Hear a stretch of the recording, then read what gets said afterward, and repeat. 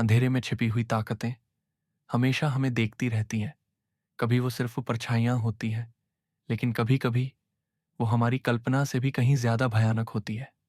आज की कहानी आपको ले जाएगी एक ऐसे घर में जहां 15 साल तक मौत की बदबू, दीवारों से आती खुरचने की आवाजें और अदृश्य दानव का आतंक पसरा रहा। यह है स्मरल हॉन्टिंग, वो सच्ची घटना जिसने द कॉन्जरिंग 4 की कहानी को जन्म दिया। अमेरिका के पेंसिल्वेनिया में एक साधारण परिवार ने देखा कि उनका घर धीरे धीरे नरक में बदल रहा है। डॉक्टर, पुलिस, पादरी, किसी की मदद काम नहीं आई।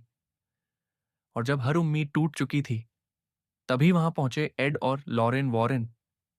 लेकिन जो हुआ उसके बाद, उसने यह साबित कर दिया कि यह महज भूत प्रेत की कहानी नहीं थी। यह था स्वर्ग और नर्क के बीच का युद्ध। तो तैयार हो जाइए, क्योंकि अब शुरू होती है द कॉन्ज्यूरिंग 4, द स्मर्ल हैंटिंग की असली दास्तान। यह कहानी शुरू होती है 1973 की गर्मियों में, अमेरिका के पेंसिल्वेनिया राज्य के एक छोटे से कस्बे वेस्ट पिट्सटन से। जैक और जेनेट स्मर्ल ने कई सालों की मेहनत के बाद एक छोटा सा डुप्लेक्स घर खरीदा। उनका सपना था कि वे अपने बच्चों को एक सुरक्षित और शांत माहौल दे सकें। पर जैसे ही वे उस घर में रहने आए, अजीब घटनाएं शुरू हो गईं। घर में अचानक सड़े हुए मांस जैसी बदबू फैल जाती। दीवारों पर अजीब धब्बे उभर आते, जिन्हें जेनेट बार बार साफ करती, मगर वे वापस आ जाते। रात को ऊपर की मंजिल से भारी कदमों की आवाज आती, जबकि वहां कोई नहीं होता। पहले तो उन्होंने सोचा कि यह घर पुराना है, शायद चूहों या पाइपलाइन की समस्या होगी। लेकिन यह तो बस शुरुआत थी। कुछ महीनों बाद घटनाएं और डरावनी हो गईं। अलमारियां अपने आप बंद हो जाती, टीवी अपने आप चालू होकर चैनल बदल देता, दर्पण अपने आप कांपने लगते। एक दिन उनका कुत्ता हवा में उठा और जोर से दीवार पर फेंका गया। बच्चे आधी रात को रोते हुए उठ जाते, कहते कि कोई उनके नाम फुसफुसाता है। फिर सबसे भयानक घटनाएं शुरू हुईं। जैक ने रोते हुए जेनेट को बताया कि एक अदृश्य ताकत ने उसे बिस्तर पर दबाकर हमला किया। जेनेट भी कांपते हुए बोली कि उसके साथ भी ऐसा हुआ। अब यह साफ था, यह कोई साधारण आत्मा नहीं थी, बल्कि दानव था। पड़ोसी भी घर से अजीब आवाजें और चीखें सुनने लगे। मेहमानों ने कहा कि घर के अंदर अचानक ठंडी हवा और गंधक जैसी बदबू महसूस होती है। जेनेट ने कई बार काली परछाई देखी, लंबी, बिना चेहरे की, बस कोने में खड़ी हुई। साल दर साल ये घटनाएं और भी बढ़ती गईं। 1986 में परिवार ने हार मानकर अमेरिका के मशहूर पैरानॉर्मल इन्वेस्टिगेटर एड और लॉरेन वॉरेन को बुलाया। जैसे ही वॉरेन दंपत्ति घर में दाखिल हुए, लॉरेन ने भारी दबाव महसूस किया। उसने फुसफुसाकर कहा, यह कोई साधारण आत्मा नहीं है, यह एक दानव है जो कई आत्माओं को अपने वश में किए हुए है। उसी रात वे सब लिविंग रूम में बैठे प्रार्थना कर रहे थे। तभी रसोई से जोरदार धमाका हुआ। सभी अलमारियां अपने आप खुल गईं। दीवार से क्रॉस उखड़कर जमीन पर गिर गया। लॉरेन चीख पड़ी। उसे धुएं जैसी काली आकृति दिखाई दी, जो बस दरवाजे के पास खड़ी थी। वॉरेन दंपत्ति ने रिकॉर्डिंग चलाई।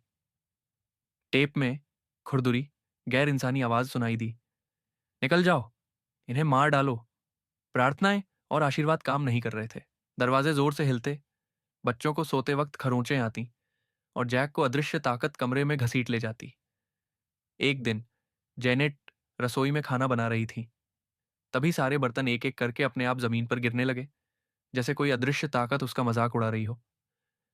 वॉरेन दंपत्ति ने कई पादरियों को बुलाया, मगर दानव और भी क्रोधित हो गया। एक बार प्रार्थना के दौरान एड को इतनी जोर से धक्का लगा कि वह दीवार से जा टकराए। लॉरेन ने कहा कि उसने एक छाया को लैटिन भाषा में फुसफुसाते सुना। जैक मानसिक रूप से टूट चुका था। उसने एड से कहा, यह हमें तोड़ना चाहता है। यह तब तक नहीं रुकेगा जब तक हम मर नहीं जाते। एड ने दृढ़ आवाज में कहा, यही दानव की चाल है। यह डर से ताकत लेता है, तुम इसे वह मत दो जो यह चाहता है। लेकिन रात दर रात स्थिति और बिगड़ती जा रही थी। बच्चे अकेले सोने से डरते थे। जेनेट कमजोर और बीमार लगने लगी। यहां तक कि लॉरेन ने भी स्वीकार किया कि उसने इतनी अंधेरी ताकत पहले कभी महसूस नहीं की। आखिरकार वॉरेन दंपत्ति ने स्थानीय पादरी फादर अडोनिजियो को बुलाया। उस रात पूरा घर एक युद्ध भूमि बन गया। जैसे ही पादरी ने प्रार्थना शुरू की, घर की दीवारें कांपने लगीं। तापमान अचानक गिरकर बर्फ जैसा हो गया। सबकी सांसें धुएं की तरह दिखाई देने लगीं। अचानक एक दीपक हवा में उठा और जोर से दीवार से टकराकर टूट गया। पादरी और ऊंची आवाज में प्रार्थना करने लगे। जेनेट चीखते हुए हवा में उठी, जैसे किसी अदृश्य हाथ ने उसका गला दबोच रखा हो। लॉरेन उसे बचाने दौड़ी, लेकिन वह खुद जमीन पर फेंक दी गई। एड ने क्रॉस ऊंचा उठाकर जोर से मंत्र पढ़ा। घंटों तक यह संघर्ष चलता रहा। हर कोने से गुर्राहट, दहाड़ और चीखें गूंजती रहीं। घर के सामान हवा में उड़ते रहे। परिवार रोते हुए एक दूसरे से चिपक गया, बस प्रार्थना करता रहा। और फिर भोर से ठीक पहले सब शांत हो गया। बदबू गायब हो गई, हवा स्थिर हो गई, दानव पीछे हट गया। लेकिन स्मर्ल परिवार जानता था, यह जीत अस्थायी है। 1988 में वे घर छोड़कर चले गए। नए किराएदारों ने कहा कि उन्हें कभी कोई अजीब अनुभव नहीं हुआ। लोगों ने परिवार को झूठा करार दिया। कुछ ने कहा कि यह मानसिक बीमारी थी, कुछ ने इसे कल्पना बताया। लेकिन एड और लॉरेन वॉरेन अपने अनुभव पर डटे रहे। उनके अनुसार यह सबसे खतरनाक दानव था जिससे वे कभी टकराए। यह केस उनके करियर का अंत बन गया। एक ऐसा केस जिसने उनकी आस्था और हिम्मत दोनों की अंतिम परीक्षा ली। लॉरेन ने बाद में कहा था, बुराई कभी मरती नहीं, वह सिर्फ इंतजार करती है। लेकिन प्यार और विश्वास, वे हमेशा अंधकार से ज्यादा मजबूत होते हैं। आज तक स्मर्ल हॉन्टिंग अमेरिका की सबसे विवादित और डरावनी कहानियों में से एक मानी जाती है। कुछ लोग इसे झूठ मानते हैं, लेकिन जो मानते हैं वे कहते हैं कि वेस्ट पिट्सटन का वह घर कभी महज घर नहीं था। वह था स्वर्ग और नर्क के बीच का युद्ध मैदान। कहा जाता है कि बुराई कभी मरती नहीं, वह सिर्फ इंतजार करती है। स्मर्ल परिवार ने अपना घर छोड़ दिया, लेकिन उनके घाव हमेशा जिंदा रहे। आज तक लोग बहस करते हैं, क्या यह सब सच था या बस एक कहानी।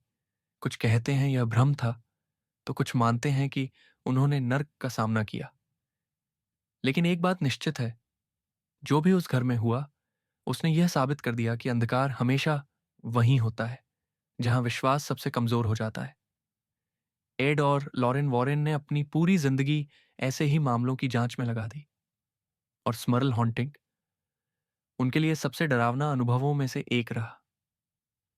शायद आज वह घर शांत है, शायद वहां अब कोई परछाई नहीं चलती, लेकिन अगर आप रात को उस गली से गुजरें तो हवा में अब भी वही सन्नाटा महसूस होता है, जैसे कोई आपको दूर से देख रहा हो। तो याद रखिए, भूत प्रेत की कहानियां बस डराने के लिए नहीं होती। कभी कभी वे सचमुच हमारे आसपास मौजूद होती हैं। और कौन जानता है, अगली बार जब आप अकेले अपने कमरे में होंगे, तो अंधेरे के कोने में खड़ी परछाई आपको भी देख रही हो।